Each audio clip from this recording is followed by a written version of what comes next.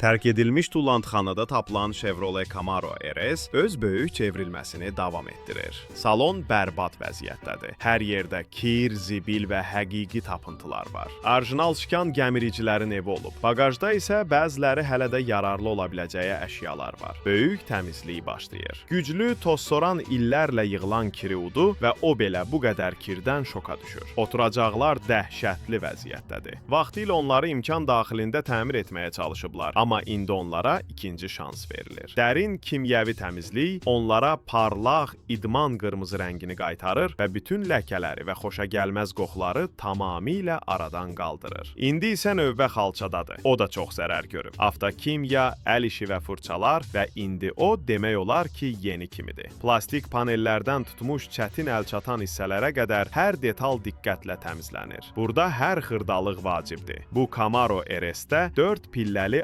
avtomatik sürətlər qutusu quraşdırılıb. O, etibarlılığı ilə tanınır. O, V8 mühərrikinin yüksək fırlanma anı ilə belə əla işləyir. Klassik Amerika muscle carı üçün ideal variantdır. Salon artıq parlayanda növdə kuzova çatır. Boya dərinliyini itirib, amma cilalama ona parıltını qaytarır. Qoruyucu sprey ilə isə parlaqlıq və rəng doymuşluğu artır. Camaro artıq tullantxana maşınına bənzəmir. Mərkəzi zolaqlar bu canavarın idman xarakterini vurğulayır. O yola, trekə və yeni macəralara hazırdır. Təmiz, parlaq və xarakterli.